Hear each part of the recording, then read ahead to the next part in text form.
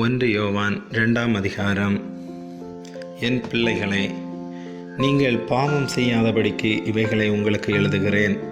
ஒருவன் பாவம் செய்வானானால் நீதிபரராயிருக்கிற இயேசு கிறிஸ்து நமக்காக பிதாவினிடத்தில் பரிந்து பேசுகிறவராயிருக்கிறார். நம்முடைய பாவங்களை நிவர்த்தி செய்கிற கிருபாதர பலி அவரே.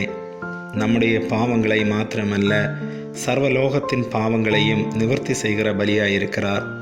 அவருடைய கற்பனைகளை நாம் கைக்கொள்ளுகிறவர்களானால் அவரை அறிந்திருக்கிறோம் என்பதை அதனால் அறிவோம். அவரை அறிந்திருக்கிறேன் என்று சொல்லியும் அவருடைய கற்பனைகளை கைக்கொள்ளாதவன் பொய்யனாயிருக்கிறான், அவனுக்குள் சத்தியமில்லை. அவருடைய வசனத்தை கைக்கொள்ளுகிறவனிடத்தில் தேவ அன்பு மெய்யாக பூரணப்பட்டிருக்கும். நாம் அவருக்குள் இருக்கிறோம் என்பதை அதனாலே அறிந்திருக்கிறோம்.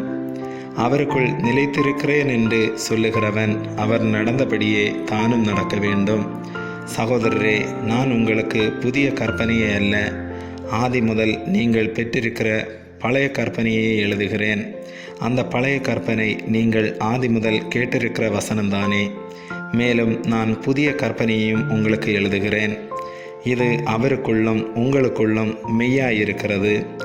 ஏனென்றால் இருள் நீங்கி போகிறது, மெய்யான ஒளி இப்பொழுது பிரகாசிக்கிறது.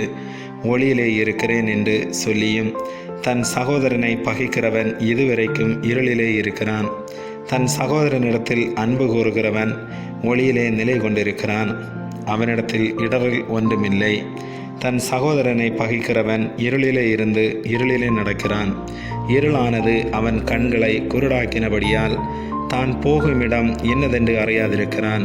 பிள்ளைகளே, அவருடைய நாமத்து நிமித்தம் உங்கள் பாவங்கள் மன்னிக்கப்பட்டிருக்கிறதினால் உங்களுக்கு எழுதுகிறேன். பிதாக்களே, ஆதி முதலிருக்கிறவரை நீங்கள் அறிந்திருக்கிறதினால் உங்களுக்கு எழுதுகிறேன். வாலிபரே, பொல்லாங்கனை நீங்கள் ஜெயித்ததினால் உங்களுக்கு எழுதுகிறேன். பிள்ளைகளே, நீங்கள் பிதாவை அறிந்திருக்கிறதினால் உங்களுக்கு எழுதுகிறேன். பிதாக்களே, ஆதி முதல் இருக்கிறவரை நீங்கள் அறிந்திருக்கிறதினால் உங்களுக்கு எழுதியிருக்கிறேன். வாலிபரே, நீங்கள் பலவான்களாய் இருக்கிறதினாலும் தேவ வசனம் உங்களில் நிலைத்திருக்கிறதினாலும் நீங்கள் பொல்லாங்கனை ஜெயித்ததினாலும் உங்களுக்கு எழுதியிருக்கிறேன். உலகத்திலும் உலகத்தில் உள்ளவைகளிலும் அன்பு கூறாதிருங்கள். ஒருவன் உலகத்தில் அன்பு கூர்ந்தால் அவனிடத்தில் பிதாவின் அன்பில்லை. ஏனெனில் மாம்சத்தின் நிச்சயம், கண்களின் நிச்சயம், ஜீவனத்தின் பெருமையுமாகிய உலகத்தில் உள்ளவைகளெல்லாம் பிதாவினால் உண்டானவைகள் அல்ல, அவைகள் உலகத்தினால் உண்டானவைகள். உலகமும் அதன் இச்சையும் ஒளிந்து போம். தேவனுடைய சித்தத்தின்படி செய்கிறவனோ என்றென்றைக்கும் நிலைத்திருப்பான். பிள்ளைகளே, இது கடைசி காலமாயிருக்கிறது. அந்தி கிறிஸ்து வருகிறான் என்று நீங்கள் கேள்விப்பட்டபடி இப்பொழுதும் அநேக அந்தி கிறிஸ்துகள் இருக்கிறார்கள். அதனாலே இது கடைசி காலம் என்று அறிகிறோம். அவர்கள் நம்மை விட்டு பிரிந்து போனார்கள், ஆகிலும் அவர்கள் நம்முடையவர்களாய் இருக்கவில்லை. நம்முடையவர்களாய் இருந்தார்களானால் நம்முடனே நிலைத்திருப்பார்களே. எல்லாரும் நம்முடையவர்கள் அல்லவென்று வெளியாகும்படிக்கே பிரிந்து போனார்கள். நீங்கள் பரிசுத்தராலே அபிஷேகம் பெற்று சகலத்தையும் அறிந்திருக்கிறீர்கள்.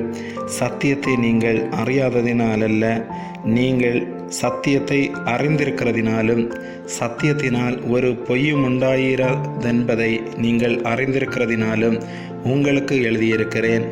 இயேசுவை கிறிஸ்து அல்ல என்று மறுதலிக்கிறவனே அல்லாமல் வேற யார் பொய்யன்? பிதாவையும் குமாரனையும் மறுதலிக்கிறவனே அந்தி கிறிஸ்து. குமாரனை மறுதலிக்கிறவன் பிதாவினுடையவன் அல்ல, குமாரனை அறிக்கை எடுக்கிறவன் பிதாவையும் உடையவனாயிருக்கிறான்.